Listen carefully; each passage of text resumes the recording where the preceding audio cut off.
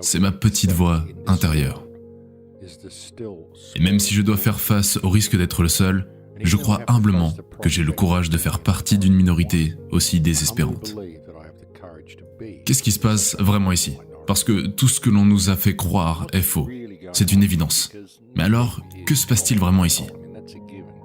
Et c'est une question que la plupart des gens se posent à un moment ou à un autre de leur vie. À vrai dire, c'est la question qui vous pousse à vous aventurer sur des voies inconnues. Et il y a tant de voies à explorer. Mais il y a un moment dans la vie de la plupart des gens où ils regardent simplement autour d'eux et se disent « Est-ce que c'est tout ce qu'il y a? Il doit bien y avoir quelque chose de plus. » Et tout ce qu'on m'a dit jusqu'à présent, est-ce vrai? C'est ainsi que les gens commencent leur quête de l'illumination, si on peut l'appeler ainsi. Le chemin de la révélation en tout cas. Qu'est-ce que c'est que cet endroit réellement? Et comment on y parvient au juste? Qui sommes-nous? Où sommes-nous? D'où venons-nous?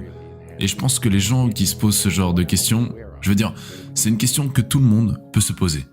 Et tout ce que nous pouvons faire, c'est spéculer là-dessus. Mais je pense qu'il est important que nous le fassions. Car comme je l'ai dit, les choses ne sont certainement pas telles qu'elles le sont. C'est un sujet que j'ai essayé d'aborder dans le livre que j'ai publié en 2005, Les secrets cachés de la Terre, en soulignant que tout ce qu'on nous a appris sur l'histoire était faux. Et je fais cette déclaration sans la moindre hésitation. Tout simplement parce que lorsque vous partez à la découverte du monde, vous constatez que rien ne peut être expliqué par la chronologie actuelle de l'histoire telle qu'elle nous est donnée. Et comment nous en sommes arrivés là est vraiment une question très intéressante à examiner. La manière dont nous sommes arrivés là, pour ce qui révèle du système de contrôle, se résume à quelqu'un a eu une idée, l'a mise en œuvre, et nous voilà. Mais quand vous analysez le système de contrôle, vous voyez tout ce que nous avons accompli depuis la révolution industrielle, si vous voulez. C'est tout à fait étonnant, vraiment. Et même quand vous ne considérez que ce que nous avons accompli au cours des 30 ou 40 dernières années, la technologie a tout simplement déferlé comme une boule de neige. Certaines des technologies que nous utilisons aujourd'hui sont des choses auxquelles on n'aurait jamais pu rêver quand j'étais enfant. C'était de la science-fiction quand j'étais enfant. C'était des idées tirées de Flash Gordon et de bandes dessinées farfelues. Mais même Flash Gordon et les bandes dessinées farfelues n'avaient pas les trucs que nous avons aujourd'hui. C'est vraiment sorti de nulle part, et ça fait boule de neige à un degré extrême. Et beaucoup de gens se sont posé cette question. Et il est si difficile de trouver d'où ça vient à cause du dédale d'informations qui nous sont proposées. Et quand vous regardez la progression de la technologie au cours des 100 dernières années, il est vraiment stupéfiant que nous ayons réussi à accomplir ce que nous avons accompli. Cela pose à nouveau la question. D'où tout ça vient-il? Et si c'est le cas, alors la question est pourquoi? Quel est l'intérêt de cacher l'histoire? À quoi cela sert-il en réalité? Et cela peut sembler être des divagations ésotériques. Je veux dire, vous vous demandez peut-être à quoi bon? On se fiche de l'histoire. Nous sommes ici maintenant.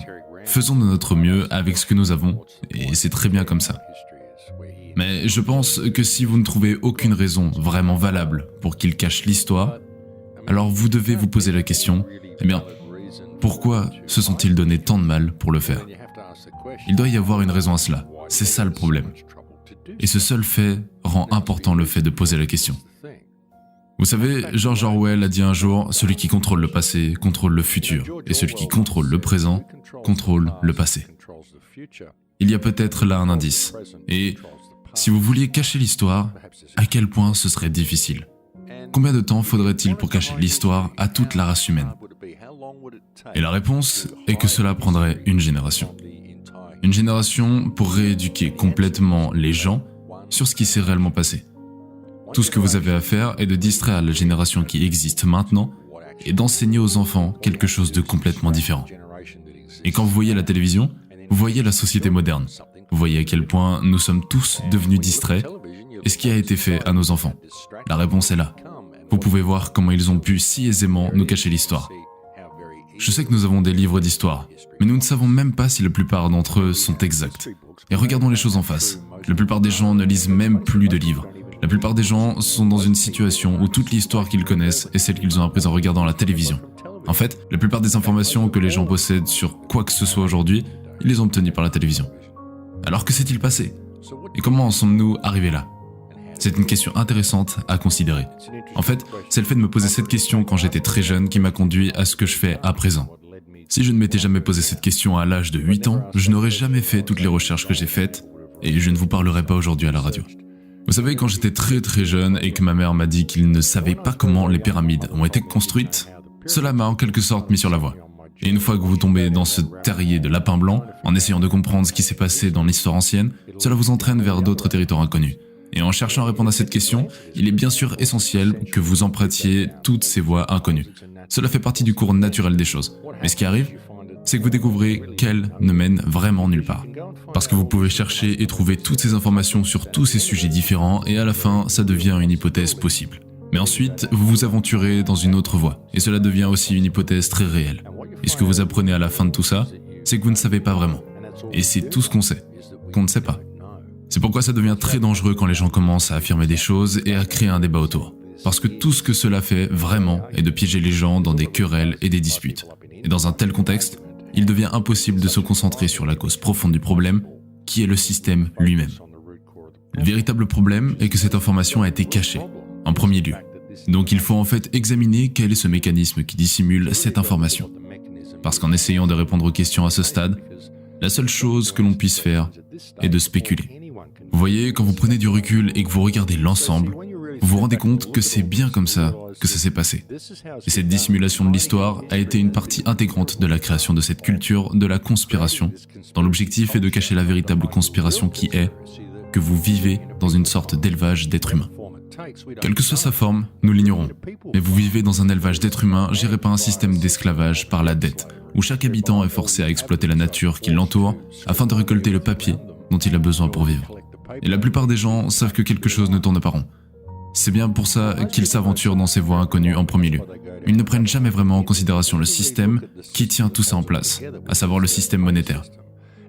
Et une fois de plus, beaucoup de gens savent que le système financier est corrompu. Ils connaissent les devises fiat, les réserves bancaires fractionnaires, mais ils n'ont jamais vraiment remis en question le fait que, même sans la partie fiat de la monnaie, le simple fait qu'ils doivent payer pour être en vie, pour commencer, est un réel problème. C'est ce qui met en branle tout ce mécanisme, au départ. C'est le catalyseur. C'est la colle qui maintient le tout ensemble. Et l'argent est quelque chose que les gens prennent pour acquis. Juste le fait qu'il existe. Ils seraient bien contents si ce n'était pas un système fiduciaire, mais ils continuent de penser qu'ils ont besoin d'argent. Et une fois que cela s'est imposé dans la tête des gens, il est très difficile de le faire disparaître de leur esprit. C'est peut-être un peu bizarre pour les gens de voir les choses de cette façon et de se dire qu'ils vivent dans un élevage d'êtres humains. Mais vous savez, qu'importe comment vous voulez l'appeler ou la façon dont vous le voyez, quand on examine les choses, quand on prend du recul et qu'on envisage la situation dans son ensemble, c'est ce qui se passe. C'est un élevage humain et nous détruisons notre environnement afin de faire vivre cet élevage dans lequel nous nous trouvons. Et ça n'a pas vraiment de sens. Aucune des choses que nous faisons n'a de sens.